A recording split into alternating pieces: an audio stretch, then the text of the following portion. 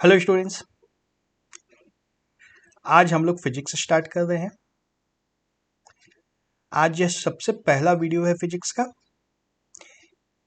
आगे से सप्ताह में 2 दिन में फिजिक्स के वीडियोस अपलोड करूंगा। ठीक है, पूरे सप्ताह में 2 दिन फिजिक्स का, 2 दिन केमिस्ट्री का और 3 दिन इकोनॉमिक्स के वीडियोस में अपलोड करूंगा, ताकि जल्दी से जल्दी सिलेबस कंप्लीट हो जाए। और मेरा मेन फोकस यही रहेगा कि कॉन्सेप्ट बिल्कुल अच्छे से समझ में आए, कहीं कोई डाउट ना बचा रह जाए। समझ में आएगा तो पढ़ने में भी मन लगेगा, पढ़ाने में भी मन लगेगा, एग्जाम में नंबर भी आएंगे, है ना। रटने रटाने से कोई फायदा नहीं होने वाला है। तो चलो टॉपिक को स्टार्ट करते हैं हम लोग। चैप्टर का नाम है लाइट, रिफ्लेक्शन एंड रिफ्रैक्शन। इस कॉर्नर में नाम लिखा है चैप्टर का, light, reflection and refraction. Light भी हमें पता है, लाइट क्या होती है हमें पता है, रिफ्लेक्शन क्या होता है हमें पता है, रिफ्रैक्शन क्या होता है वो भी हमें पता है। सब कुछ तो पता ही है, तो पढ़ना क्या है इसमें। जाहिर सी बात है, कुछ नई चीजें और सीखने को मिलेंगी इस वीडियो में, है ना। मजा भी आएगा, बड़ा इंटरेस्टिंग चीज है लाइट तो टॉपिक पे आते हैं। सबसे पहला सवाल आता है, व्हाट इज लाइट। लाइट है क्या। सबको पता है light is a form of energy. बहुत सारे फॉर्म्स ऑफ एनर्जी होते हैं, लाइट, हीट, और क्या होते हैं, sound, mechanical energy, potential energy, ये एनर्जी वो एनर्जी, बहुत सारी एनर्जीज होती है। लाइट भी उनमें से एक फॉर्म है, फॉर्म ऑफ एनर्जी। मतलब लाइट में कुछ एनर्जी होती है, कुछ करने की ताकत होती है। एनर्जी का मतलब ये है ना, कुछ करने की कैपेसिटी, कुछ करने की कैपेसिटी। तो लाइट में क्या करने की कैपेसिटी होती है। एनर्जी का मतलब तो यही है ना, साउंड में भी कुछ करने की कैपेसिटी होती है, हीट में कुछ करने की कैपेसिटी होती है, हाथ जला देते हैं हीट से। इंजन्स के बारे में पढ़ेंगे, internal combustion engine, external combustion engine. Energy heat से कोई भी काम करवा सकते हैं हम लोग, है ना। केमिकल एनर्जी, बम बना के एक्सप्लोड हो सकता है। लाइट से कौन सा काम हो सकता है। लाइट से सबसे पहला काम और सबसे जरूरी काम तो होता है कि हमें देखने के लिए, देखना पॉसिबल करवा देती है लाइट। लाइट के रहने से ही हम लोग देख सकते हैं, नहीं होगा तो देख ही नहीं पाएंगे। देखना भी तो एक काम ही है ना। तो लाइट का सबसे इंपॉर्टेंट काम है कि वो हमें देखने में मदद करती है, चीजों को देखने में मदद करती है। इसके अलावा और भी कोई काम कर सकती है क्या लाइट। कर सकती है। सोलर सेल सबने देखा है, लाइट से इलेक्ट्रिसिटी बनती है ना। और एक बार इलेक्ट्रिसिटी अगर लाइट से बना ली उसके बाद तो कुछ भी कर सकते हैं। इलेक्ट्रिसिटी बनने के बाद चाहे उससे पंखा चलाओ, लाइट चलाओ, एसी चलाओ, कुछ भी करो, इलेक्ट्रिसिटी हो गया। इलेक्ट्रिसिटी से तो सारे काम हो सकते हैं, है ना। और लाइट से और भी बहुत सारे काम होते हैं जो धीरे धीरे हम लोग पढ़ेंगे। लाइट से सोलर कुकर होता है जिससे खाना बन जाता है, पढ़ा था। तो लाइट में हीट भी होता है।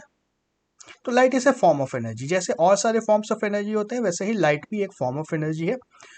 और इसका लाइट से सबसे इंपॉर्टेंट काम जो हम लोग करते हैं वो होता है देखना, to see. Light enables us to see. Room में लाइट होगी तो हम लोग देख सकते हैं, नहीं होगी तो नहीं देख सकते हैं। रात में अगर चांद से लाइट आ रही होगी तो हम लोग कुछ देख सकते हैं, नहीं आ रही होगी तो नहीं देख सकते हैं। बहुत मुश्किल से धुंधला धुंधला दिखता है बिना लाइट के। तो light is a form of energy which helps us to see. और लाइट जिस ऑब्जेक्ट पे पड़ती है, जब एक बार लाइट, जैसे किसी भी सोर्स से लाइट अगर आ रही है, सन से आ रही है, इलेक्ट्रिक बल्ब से आ रही है, कैंडल से आ रही है, या किसी भी सोर्स से अगर लाइट आ रही है तो किसी ऑब्जेक्ट पे गिरेगी, है ना। या टॉर्च से ही आ रही है, जैसे यहाँ पे मान लो टॉर्च से लाइट आ रही है तो किसी न किसी ऑब्जेक्ट पे गिरेगी। 2 ऑब्जेक्ट्स यहाँ पे दिखाए हुए हैं। तो ऑब्जेक्ट 2 तरह के होते हैं। पहला होता है transparent, all light passes through. Transparent मतलब लाइट के लिए वो ऑब्जेक्ट है ही नहीं, उसके अंदर से सब कुछ पार हो जाता है। और दूसरा होता है ओपेक। ओपेक मतलब इसके थ्रू लाइट नहीं जा सकती है, लाइट को रोक देता है ये। ठीक है, ज्यादातर चीजें जो हम लोग देखते हैं सभी ओपेक ही होती हैं, उसके अंदर से लाइट पास नहीं हो सकती है। कुछ एक चीजें ट्रांसपेरेंट होती हैं। क्या होता है ट्रांसपेरेंट। ग्लास सबसे कॉमन एग्जाम्पल। ग्लास के अलावा कुछ बता सकते हो ट्रांसपेरेंट क्या होता है? ग्लास के अलावा ट्रांसपेरेंट होता है वाटर। ग्लास में पानी लेंगे तो ट्रांसपेरेंट रहेगा वो। और क्या होता है? एयर। हमारे चारों बगल जो एयर है, एटमॉस्फेयर ट्रांसपेरेंट है। तो लाइट से कुछ कलर, जिस ऑब्जेक्ट से लाइट पास कर जाती है उसको हम लोग बोलते हैं ट्रांसपेरेंट, और जिस ऑब्जेक्ट से लाइट पास नहीं कर पाती है उसको हम लोग बोलते हैं ओपेक। इन दोनों के बीच में भी एक कैटेगरी होता है जिसको हम लोग बोलते हैं ट्रांसलूसेंट। खैर उसकी बात अभी नहीं करेंगे। ट्रांसपेरेंट और ओपेक से अभी हमारा काम चल जाएगा। तो पहला जो था टॉपिक लाइट, वह मैंने बता दिया। अब आते हैं रिफ्लेक्शन के ऊपर। रिफ्लेक्शन काफी लंबा चलने वाला, अब चलता रहेगा चलता रहेगा। रिफ्लेक्शन क्या होता है? यही होता है ना रिफ्लेक्शन। रिफ्लेक्शन ऑफ लाइट लिखा है और उसका रिफ्लेक्शन भी नीचे दिख रहा है, यही होता है रिफ्लेक्शन। नेचुरली अगर बोलें तो इस पिक्चर में देखो, एक ट्री ऊपर की तरफ है और एक नीचे की तरफ है। ऐसा देखा है कहीं पे पेड़? एक पेड़ जो भी इसका रूट है वहां से ऊपर की तरफ भी है और नीचे की तरफ भी है। अच्छा, पेड़ नहीं है, नीचे रिफ्लेक्शन है ना। ये एक वाटर बॉडी है, पॉन्ड बोल सकते हो इसको या लेक बोल सकते हो। लेक के साइड में एक पेड़ खड़ा है ऊपर की तरफ, और लेक के अंदर पानी में इसका रिफ्लेक्शन दिख रहा है पेड़ का। कितना नीट एंड क्लीन रिफ्लेक्शन है, सब कुछ दिख रहा है जो पेड़ के ऊपर दिख रहा है। जितना कुछ ऊपर दिख रहा है उतना ही कुछ रिफ्लेक्शन में भी दिख रहा है, सारे डिटेल्स दिख रहे हैं। काउंट कर सकते हो तो पत्ते भी काउंट कर लोगे रिफ्लेक्शन में, इफ पॉसिबल, है ना। तो ये रिफ्लेक्शन होता है। रिफ्लेक्शन मतलब लाइट, अच्छा लाइट के बारे में बाद में देखते, चलो ये एक रिफ्लेक्शन हो गया। डेफिनेशन देता हूं मैं अगले स्लाइड में। तो रिफ्लेक्शन मतलब क्या होता है? लाइट किसी सरफेस पे पड़ती है और फिर वहां से बाउंस बैक होती है। रिफ्लेक्शन ऑफ लाइट का मतलब है कि बाउंसिंग बैक ऑफ लाइट, जैसे लाइट इस पेड़ से आई, पानी के ऊपर गिरी और फिर वापस ऊपर की तरफ चली गई। तो bouncing off light when it falls on a surface is called reflection, है ना। लाइट की रेस आई कहीं पे, गिरी और फिर वहां से ओपेक ऑब्जेक्ट होगा तभी वापस जाएगा। अगर ट्रांसपेरेंट होता तो उसके अंदर चला जाता, है ना। अगर वाटर ट्रांसपेरेंट होता, वाटर ट्रांसपेरेंट होता है, जनरली वाटर ट्रांसपेरेंट होता है, पर इस केस में नहीं है, यहाँ पे नहीं है ट्रांसपेरेंट। इस पे जो भी लाइट पड़ रही है वो सारी की सारी रिफ्लेक्ट हो जा रही है ना। रिफ्लेक्शन मतलब लाइट को वापस भेज देना। जैसे हम लोग आते हैं, ड्राइंग करके देख रहे हैं रिफ्लेक्शन के बारे में। ये देखो, ये मान लो हमारा वाटर सरफेस है या कोई भी रिफ्लेक्टिंग सरफेस है ना। इसके ऊपर दिख लेता हूं मैं reflecting surface. Reflecting surface,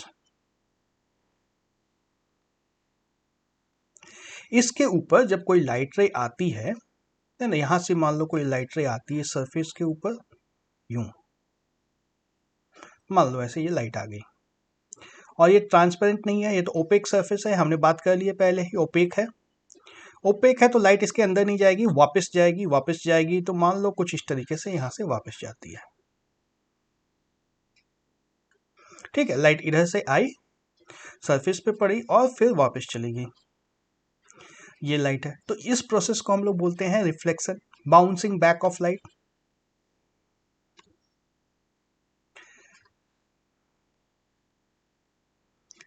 bouncing back of light, है ना। ये हुआ रिफ्लेक्शन ऑफ लाइट। यही हो रहा है इस केस में, इस केस में यही हो रहा है, वाटर पे रिफ्लेक्शन हो जा रहा है। तो रिफ्लेक्शन के कुछ नियम होते हैं, लॉस होते हैं, जो हमने पिछले क्लास में देखे थे। Laws of reflection of light क्या होते हैं? पहला, angle of incidence is equal to angle of reflection. और दूसरा क्या होता है, याद है ना, angle of incidence is equal to angle of reflection, angle I is equal to angle are.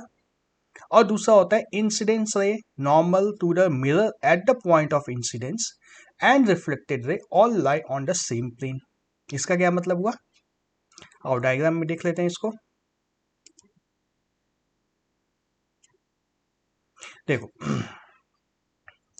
ये इंसिडेंस रे और रिफ्लेक्टेड रे, पहली वाली रे जो है ये तो इंसिडेंट रे है, ये तो क्लियर है, जो आ रही है इंसिडेंट रे, और ये है reflected ray. Point of reflection, जहां पे रिफ्लेक्शन हो रहा है वह ये वाला पॉइंट है, ये पॉइंट, जिस पॉइंट पे रिफ्लेक्शन हो रहा है इसको बोलते हैं हम लोग point of reflection. Point of reflection पे यदि एक परपेंडिकुलर ड्रॉ किया जाए रिफ्लेक्टिंग सरफेस के, इस तरह से कुछ 90 डिग्री पे परपेंडिकुलर ड्रॉ कर दिया, जो सरफेस है उससे परपेंडिकुलर, इंसिडेंट या रिफ्लेक्टेड रे से परपेंडिकुलर नहीं ड्रॉ करना है, इंसिडेंट रे से रिफ्लेक्टिंग सरफेस से एक परपेंडिकुलर ड्रॉ कर दिया। परपेंडिकुलर जब ड्रॉ कर दिया तो उसके बाद जो हमारी इंसिडेंट रे और परपेंडिकुलर का बीच में जो एंगल होगा ये एंगल, इसको बोलते हैं angle I, angle of incidence. और दूसरा होता है angle R, angle of reflection, angle R. Angle I is equal to angle R, यही होता है फर्स्ट लॉ ऑफ रिफ्लेक्शन। ठीक है, इंसिडेंस रे का जो एंगल होगा, अब ध्यान रखना है इसको, हमें जब भी एंगल नापना है, हमें एंगल नापना है नॉर्मल से, सरफेस से नहीं नापना है, नॉर्मल से एंगल नापना है। इंसिडेंट रे और रिफ्लेक्टेड रे, इन दोनों में जब एंगल को मेजर करेंगे तो दोनों एंगल्स बराबर आएंगे। ये है हमारा पहला लॉ ऑफ रिफ्लेक्शन। दूसरे लॉ ऑफ रिफ्लेक्शन की बात करें तो दूसरा लॉ ऑफ रिफ्लेक्शन होता है इंसिडेंस रे, इंसिडेंट रे ये वाली रे, रिफ्लेक्टेड रे ये वाली रे, और नॉर्मल, तीनों एक ही प्लेन पे होंगे। एक प्लेन पे नहीं होता तो फिर हम लोग एंगल मेजर कैसे कर पाते, एक प्लेन पे तो होना ही है, तीनों को होना है ना। Incident ray, reflected ray and normal, ये तीनों लाइंस जो हैं तीनों सेम प्लेन पे एग्जिस्ट करेंगी, तभी तो एंगल मेजर हो पाएगा। बहुत ही ऑब्वियस सी बात है ना, ये तीनों सेम प्लेन पे एग्जिस्ट करती है। ठीक है, ये हमारे दो थे लॉस ऑफ रिफ्लेक्शन। याद है, रिवाइज हो गया, पहले से पता ही था हमें। तो रिफ्लेक्शन के बाद जो इमेज बनती है, मिरर में जो इमेज बनती है या वाटर में जो अभी इमेज हम लोग देखे थे, वो कैसी होती है? Image formed by a plane mirror is always, हमेशा ऐसा ही होगा। कैसा होगा? Virtual and erect. Virtual and erect का क्या मतलब हुआ? याद तो किया हुआ है पहले से ही, याद है ना कि वर्चुअल और इरेक्ट इमेज बनेगी and the size of image is equal to that of the object. पर इन सब बातों का मतलब क्या होता है? वर्चुअल और इरेक्ट का क्या मतलब होता है? चलो एक पिक्चर देखते हैं पहले। ये है, मान लो ये मैं खड़ा हूं, यहाँ पे मिरर है और मिरर के पीछे एक इमेज दिखती है हमें, है ना। ऐसा ही होता है रिफ्लेक्शन के बाद, प्लेन मिरर से ऐसा ही कुछ रिफ्लेक्शन होगा।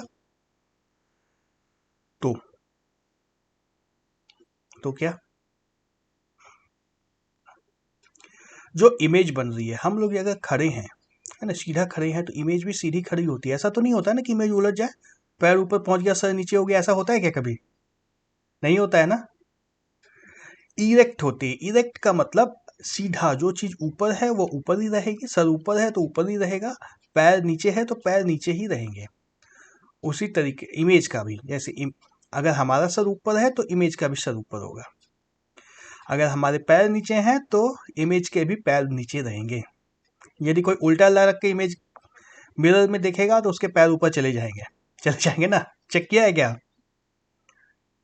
अगर उल्टा लटक के इमेज देखोगे तो चला जाएगा, पैर ऊपर चला जाएगा, सर नीचे चला जाएगा।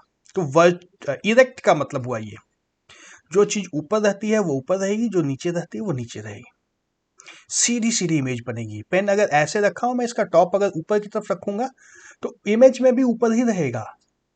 अगर मैं ऐसा कर दूंगा, पे टॉप नीचे हो गया तो टॉप नीचे आ जाएगा, पॉइंट नीचे आ जाएगा और इमेज में भी नीचे चला जाएगा।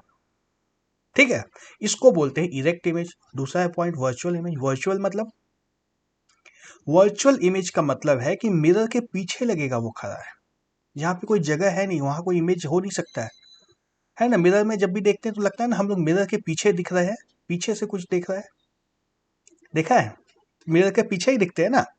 तो मिरर के पीछे एक्चुअली कोई इमेज होता नहीं है, रियल नहीं होता है ना, वहाँ पे कोई आदमी रियल नहीं रहता है, सिर्फ दिखता है वहाँ पे। वर्चुअल मतलब वो रियल एग्जिस्ट नहीं करता है, वहाँ पे कुछ भी नहीं है लेकिन हमें दिख रहा है। हाँ, रियल इमेज बनती है, रियल इमेज में मैं बनाऊंगा, वो दूसरे तरीके से बनती है, वो आगे चल के हम लोग देखेंगे। अभी जब जो प्लेन मिरर की हम लोग बात कर रहे हैं, वो ऐसी जगह पे इमेज दिखेगी जहाँ पे इमेज होती नहीं है, वहाँ पे कुछ नहीं होता है, बस लगता है कि वहाँ पे इमेज आ गया, तो इसका मतलब होता है वर्चुअल मतलब इमेज रियल नहीं होती है, सिर्फ दिखती है हमें। और दूसरा पॉइंट क्या लिखा है, size of the image is equal to that of the object. हमारी जितनी हाइट होगी, मेरी जितनी हाइट होगी, इमेज की भी हाइट उतनी ही होगी। ऐसा तो नहीं है कि इमेज छोटा हो जाएगा या बड़ा हो जाएगा, होता है क्या ऐसा? नहीं होता है ना। जितने बड़े हम हैं, जितना बड़ा मैं हूं, उतना ही बड़ा इमेज भी होगा। तुम खड़े रहोगे तो तुम जितना, तुम्हारी जो हाइट है उतनी उसी हाइट की इमेज बनेगी। मोटापा भी बराबर ही रहता है, ऐसा नहीं है कि मोटे पतले हो जाते हैं इमेज में, नहीं होता है ना ऐसा। तो इसको बोलते हैं सेम साइज, इमेज की हाइट ऑब्जेक्ट की साइज के बराबर होती है। चलो फटाफट एक देख लेते हैं, वर्चुअल इरेक्ट इमेज देख लेना, अब दूसरा देखते हैं, कुछ दूसरे तरह की image. Take a large shining spoon, kitchen में मिल जाएगा, एक स्पून ले लो। Try to view your face on its curved surface पे देखने की कोशिश करो। देखा है कैसा दिखता है? Do you get image, is it smaller और लार्जर? देखा है ना चम्मच में? कुछ इस तरह का नहीं देखा है तो अभी ट्राई कर लो, कुछ इस तरह का दिख जाएगा, है ना। अंदर की तरफ देखोगे तो ऐसा दिख जाएगा, बाहर की तरफ देखोगे तो ऐसा दिख जाएगा। तो देखो यहाँ उलट गया है, आदमी तो सीधा ही होगा लेकिन चम्मच में उल्टा भी दिख सकता है। तो स्पून में ऐसा हो सकता है, जैसा है वैसा नहीं है, कुछ उलट गया। स्पून में साइज भी कम ज्यादा हो सकती है, चेक करो, स्पून को आगे पीछे ले जा करके देखो, कभी इमेज की साइज बड़ी हो जाएगी, कभी छोटी हो जाएगी, सब कुछ हो जाएगा इमेज के साथ, अब हो जाएगा ना। तो जो प्लेन मिरर के लिए हमने बातें की थी वो स्पून में वैलिड नहीं होती हैं, नहीं होती है ना। इसी के ऊपर एक एक्टिविटी दी हुई है बुक में, move the spoon slowly away from your face, observe the image. कुछ चेंज होता है ना, कभी बड़ा हो जाएगा, कभी छोटा हो जाएगा। रिवर्स द स्पून, पीछे से निकाल के देखो, फिर से कुछ होगा। कंपेयर द कैरेक्टरिस्टिक्स, चेक कर सकते हो इसको, घर पे आराम से चेक कर सकते हो, ठीक है। चलो आज के लिए इतना ही, फिर हम लोग बाकी दूसरे वीडियो में देखते हैं। Thank you.